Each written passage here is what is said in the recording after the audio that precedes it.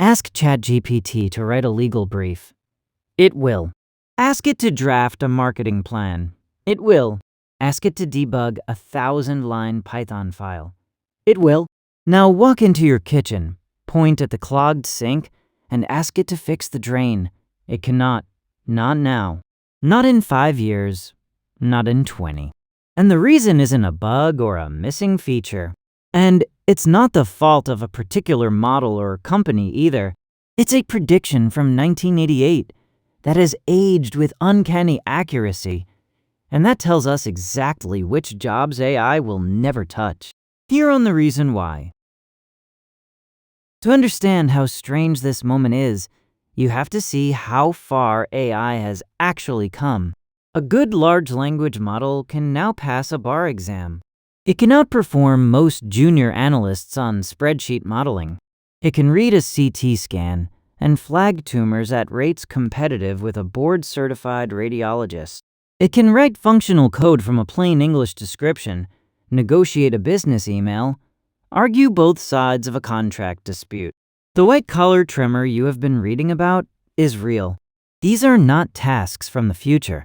They are tasks happening right now, at scale, in thousands of offices that used to need entire departments to do the same work.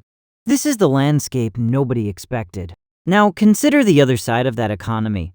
Plumbers, electricians, HVAC technicians, carpenters, welders, nurses doing bedside care, line cooks working a Friday night shift, roofers on a July afternoon. In the American labor market as of early 2025, these are the jobs with the most stable wages, the longest apprenticeship wait lists, the highest retention rates.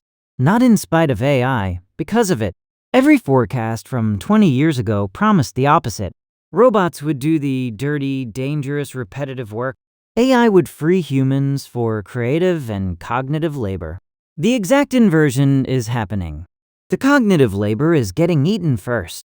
The dirty work is untouched. Here's what most people never learn. In 1988, a roboticist at Carnegie Mellon named Hans Moravec published a book called Mind Children. It had a paragraph in it that, read today, is uncanny. He wrote, "It is comparatively easy to make computers exhibit adult-level performance on intelligence tests or playing checkers, and difficult or impossible to give them the skills of a 1-year-old when it comes to perception and mobility."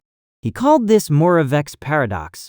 37 years ago, a guy in a robotics lab predicted that artificial intelligence would master chess before it mastered opening a door. He was right. He was exactly right. He published it when AI was still a joke. So why is this true? The answer is evolution. Sensorimotor skills are old. Walking, grasping a slippery object, balancing on uneven ground, adjusting your grip when a pipe is wet instead of dry. These were optimized by something like 500 million years of natural selection. Every ancestor you ever had who failed at any of them died young. Abstract reasoning is different. Arithmetic is maybe a few thousand years old. Formal logic, a few hundred. Legal reasoning, maybe a century. The substrate underneath dexterity is deep and dense with evolutionary computation. The substrate underneath reasoning is a thin, recent layer painted on top. Machines can copy the thin layer. They cannot copy the deep one. But here's where it gets sharper. It's not just any physical task. A robotic arm in a factory is fine. Same motion, same fixture.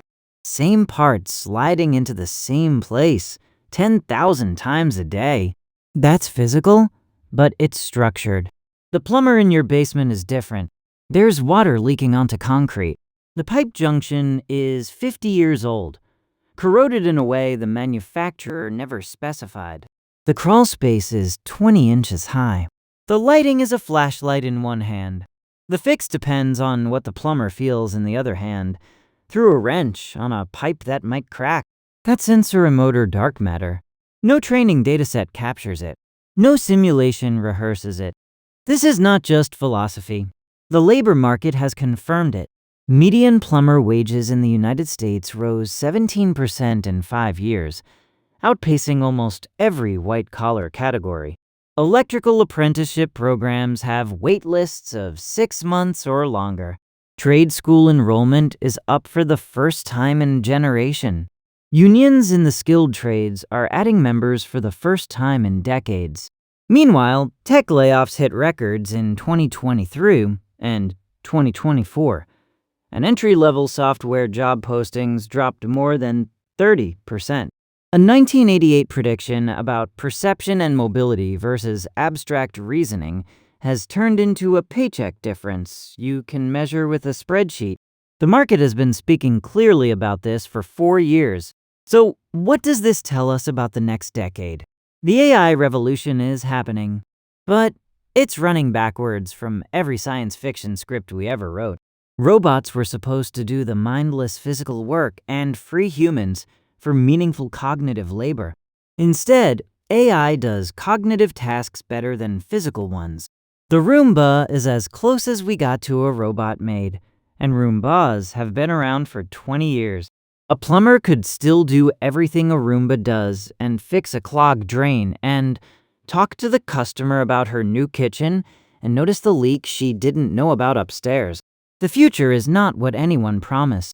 It is the exact opposite. The robot replacing workers story we have been telling ourselves for 70 years got the register exactly wrong. We thought replace meant do the hard physical work. It turned out the hard physical work was always the actually hard part. Every sci-fi movie that showed robots doing construction, cooking, cleaning, that was the fiction. The reality, in 2025, is that AI can write your contracts but cannot unclog your toilet. AI can pass a bar exam but cannot replace the bartender who notices you've had enough. AI can read a medical scan but cannot put a steady hand on a trembling patient. Hans Moravec predicted this in 1988, and the world thought he was describing a technical curiosity. It turned out to be a labor economics forecast. The next decade will see more knowledge workers displaced than skilled tradespeople. A fact your grandfather would have found surreal. A fact a generation before yours would have called impossible. A fact Moravec called, on paper, before the world's wide web even existed. The future already had a name. For 37 years, nobody listened. Not because the tech was hidden, because the inversion was more surprising than the story we wanted to hear. This is not a story about machines getting smarter.